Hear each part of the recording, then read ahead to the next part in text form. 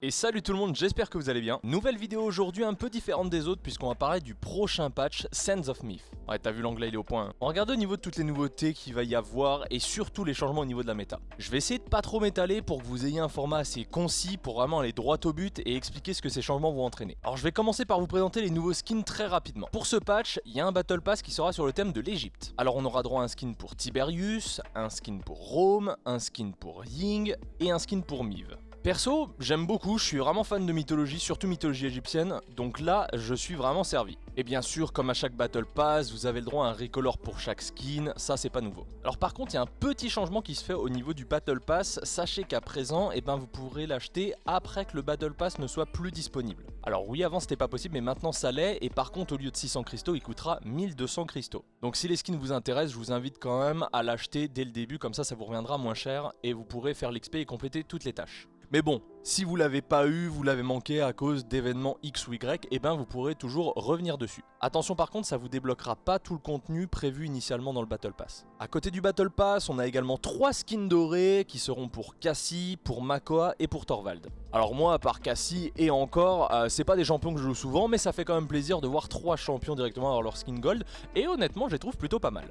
Et c'est pas tout parce que Terminus aussi, lui, recevra un petit peu d'amour avec un skin Forge-Fer. Il sera disponible à partir du 1er avril, donc faudra attendre un petit peu, et non, ce n'est pas une blague. Moi perso, c'est un de mes skins favoris depuis très longtemps, genre je le trouve vraiment magnifique. Bon, c'est pas forcément un perso que je joue souvent, mais bon. Petit point sur la ranked d'ailleurs, le split sera toujours le même puisqu'à présent un split ça dure environ 4 mois, il y a 3 splits par an, donc le calcul se fait assez rapidement. Mais il y aura quand même une rotation de map et ça sera Chute du Jaguar et Siri qui ne seront plus disponibles et Dôme Glacé et Sanctuaire des Protecteurs qui seront à nouveau disponibles. Un peu triste pour Chute du Jaguar, perso qui est une map que j'adore par-dessus tout, surtout avec mon grok, mais bon, ça fait du bien de voir du changement. En parlant de changement, pendant la présentation du patch, on a pu revoir la refonte graphique de l'île Grenouille. Ça avait déjà été teasé pendant la HRX en novembre dernier et on aura maintenant l'occasion de la jouer. Ça change énormément par rapport à l'ancienne, au niveau des modèles, au niveau des couleurs et de la luminosité, et je dois dire personnellement, j'adore vraiment le résultat. Elle fait beaucoup plus clean, il y a certains éléments qui ont été aussi rajoutés. Je pense que j'essaierai de vous faire une petite vidéo dessus pour montrer un petit peu le gameplay, en quoi ça a changé par rapport à l'ancienne map, quels sont les bons champions à sélectionner dans ce genre de map, etc.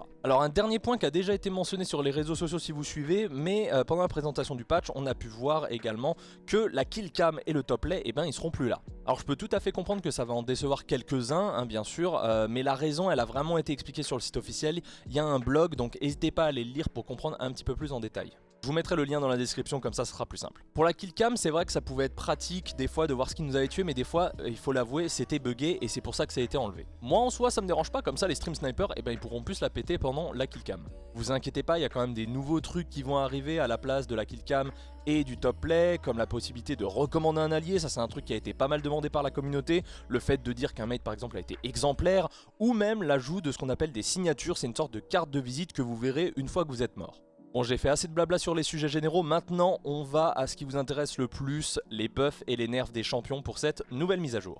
On commence avec Ashe. Je sais que vous étiez pas mal à être déçus par son nerf et surtout au niveau de ses dégâts. Eh bien sachez qu'à présent, elle fera à nouveau 400 de dégâts avec son auto-attaque au lieu de 360. Pour faire simple, les changements qui ont été appliqués au patch de saison 3 ont été annulés au niveau de ses dégâts. Alors même si certains disent que c'est que 40 dégâts, c'est énorme sur plusieurs tirs en termes de DPS et de dégâts de manière générale. Même si on continue de l'avoir pas mal en ce début de saison, je pense qu'elle va vraiment ressurgir encore plus et être très efficace. Parlons maintenant de Barrick. Alors on va pas rentrer dans le détail parce qu'encore une fois je veux faire un truc assez court pour aller directement à l'essentiel, mais en gros Barrick il subit un nerf sur plusieurs de ses cartes concernant son sustain, c'est-à-dire sa capacité à se soigner lui-même. Les valeurs de ses cartes sont réduites, ce qui veut dire qu'il aura un peu plus de mal à tenir sur le point si son soigneur ne le suit pas. Barrick honnêtement il était très puissant sur plusieurs plans et je pense vraiment qu'il fallait le nerf sur un point, il restera toujours très intéressant en tant que point, et là faudra peut-être un peu plus faire attention à son positionnement pour le rendre encore plus efficace. Au niveau de Bomb King, avant, vous pouviez voir vos dégâts de vos détonations augmenter selon votre positionnement par rapport à celui de la cible, je ne savais pas. Et à présent, les bombes de BK, elles auront un unique damage fall off. Donc peu importe à la distance de laquelle vous vous trouvez de votre cible, ça fera toujours le même dégât quand vous allez détonner votre bombe.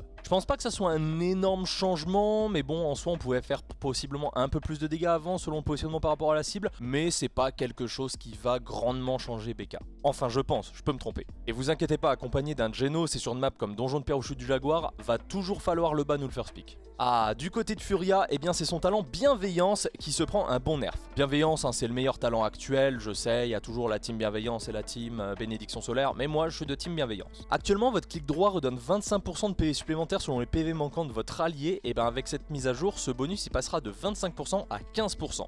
Ouais, ça fait mal, mais je pense que c'était vraiment nécessaire. Ça va d'ailleurs peut-être permettre de voir le talent Bénédiction Solaire ressortir un petit peu en team, tout du moins en solo queue ça sera toujours un petit peu difficile, mais Furia selon moi c'était vraiment la meilleure support en saison 3 et Snare ça va lui faire perdre peut-être une ou deux places, je pense que Genos passe au-dessus en l'état actuel et même peut-être mal d'en bas, mais je vous en dis pas plus, on en parlera un petit peu plus tard. Vous l'avez peut-être vu teaser sur les réseaux sociaux, mais Grok il subit énormément de changements. Pas sur Maelstrom, vous inquiétez pas, je suis sauvé. Hein. Ah bah oui, bah sinon là j'arrêtais ma carrière. Hein. Le talent domaine spirituel, donc qui vous permettait de soigner avec votre bâton, et ben il va maintenant soigner de 500 par seconde au lieu de 900, autant vous dire qu'on le verra plus de sitôt. C'est plutôt au niveau de protection totémique qu'on va se tourner. Au lieu de conférer une immunité au contrôle de foule et de faire plus de soins, et ben maintenant vous pourrez poser jusqu'à 3 totems de soins en même temps, en plus d'amplifier l'effet des heals de 20%.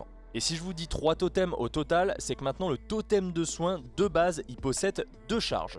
Et ça, c'est un buff indirect à Grok Maelstrom qui va pouvoir mettre un totem à son tank en plus d'en mettre un autour de lui pour qu'il gagne un affrontement facilement. Grok il subit aussi d'autres changements, notamment sur sa marche spectrale, avec une durée plus longue et une vitesse de déplacement augmentée. Et sa tempête, elle touchera un allié ou un ennemi en plus, mais les valeurs du soin et de la vitesse de déplacement, elles vont être un petit peu réduites. Bah oui, parce que vous allez affecter un allié et un ennemi en plus, donc si les valeurs restent les mêmes, ça serait vraiment trop fort. Il y a pas mal de cartes qui ont été également retouchées, surtout pour faire de Grok Totem un perso viable, et ça fera l'objet d'une vidéo un peu plus détaillée sur mon orc favori.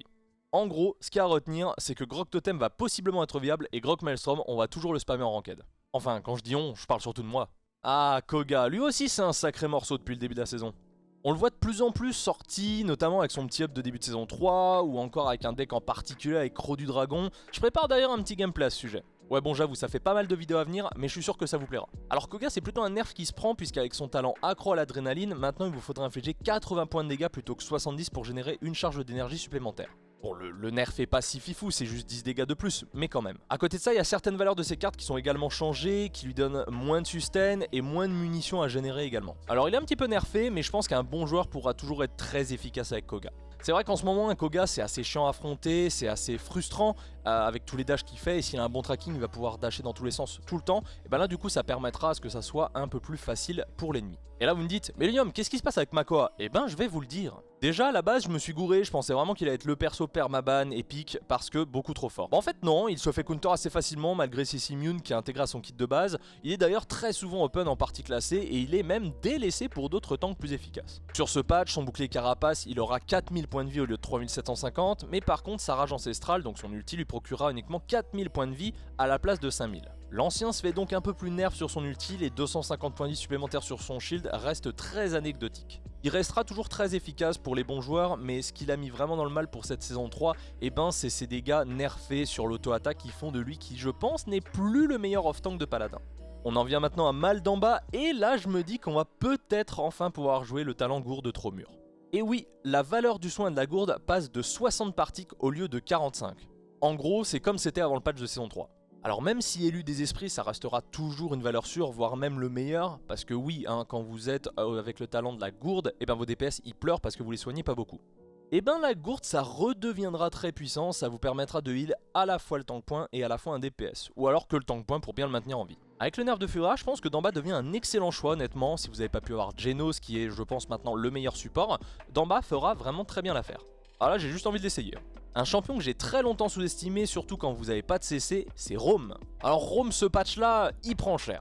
Avec son talent autorité, maintenant il va vous subirez 50% de dégâts en moins à la place de 75%.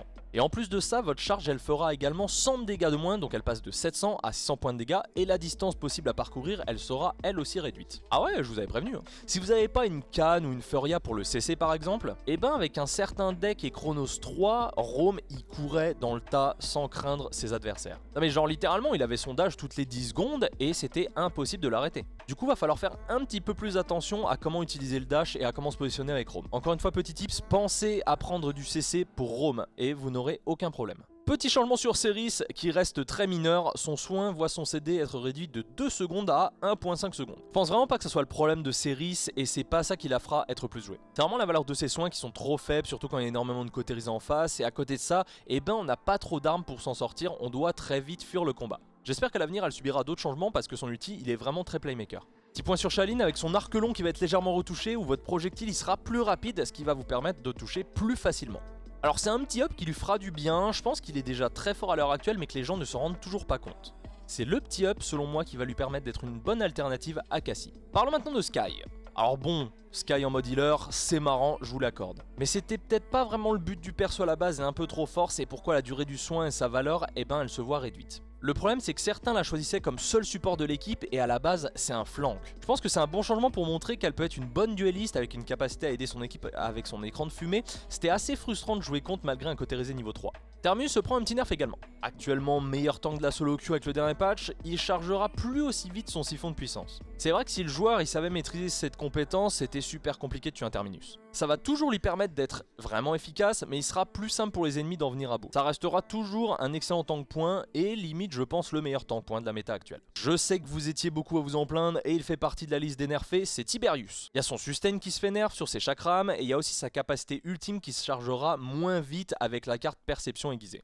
Alors on n'a pas encore pu le voir en action en ranked, mais je pense qu'en l'état, eh ben, il aurait été vraiment trop fort. Donc ce nerf est très logique et cohérent. Et pareil pour le grand-père, tout le monde logeait à la même enseigne. Maintenant le shield de Thorvald il procurera 500 points de vie à la cible plutôt que 1000. Donc si vous utilisez le talent grand-père bienveillant, eh bien le shield aura une valeur maximale de 1000 au lieu de 1500 actuellement.